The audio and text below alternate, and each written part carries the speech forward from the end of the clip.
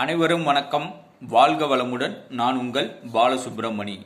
நாம் இன்னைக்கு பார்க்க போகிற தலைப்பு என்ன அப்படின்னு பார்த்தோம்னா, ஆண்களுக்கு திருமணம் நடைபெறவில்லையா, அதற்கு எளிமையான வழிபாடு என்ன அப்படின்னு பார்த்தா, ஆண்களுக்கு தான் இப்போ திருமணமே நடக்க மாட்டேங்குது. திருமணம் நடக்க மாட்டேங்குன்னா அதிகபட்சம் எனக்கு கல்யாணம் ஆகலை அப்படின்னு இருக்கிறது ஆண்கள் தான். பெண்களுக்கு எப்படியோ ஒன்று கல்யாணம் ஆயிரு, எவனோ ஒருத்த வந்து கட்டிக்கிட்டு போயிடுறேன். ஆண்கள் தான் சிரமப்படுறாங்க.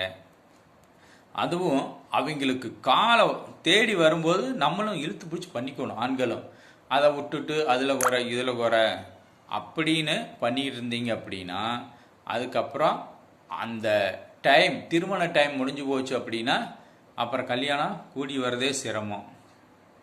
உங்கள் திருமண நேரத்தில் குருபலன்னு சேர்ந்து வந்ததுன்னா அழகாக நல்ல பொண்ணாக உங்களுக்கு குடும்பமாங்க.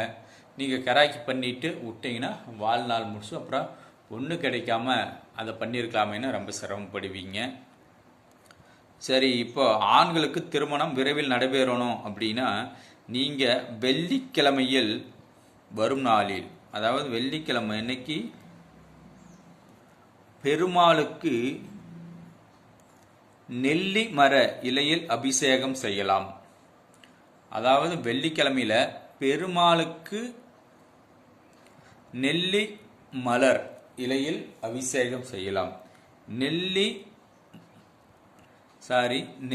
இலை, நெல்லி மர இலையில் அபிஷேகம் செய்யலாம். அதாவது நெல்லிக்காவை பறித்து கொண்டு போய் வச்சு பெருமாளுக்கு படைச்சிட்டும் வரலாம். பெருமாளுக்கு படைச்சிட்டு வச்சுட்டும் வரலாம். வச்சுட்டு நீங்கள் வாங்கி சாப்பிடுங்க. பெருமாளுக்கு வச்சு செய்கிறதும் விசேஷம். நெல்லிக்காய், நெல்லிக்கனி வைத்து வழிபாடு செய்யலாம். அதை என்னன்னா, நெல்லிக்காய் நெல்லிக்கனி அப்படிங்கிறது சுக்கிரன் கூடியது, மகாலட்சுமி கூடியது. அதை வைத்து நீங்கள் பெருமாளுக்கு வழிபாடு செஞ்சு வரும்போது உங்களுக்கு, அதாவது ஆண்களுக்கு சுக்கிரனால் உள்ள தோஷங்கள் குறைகிறது.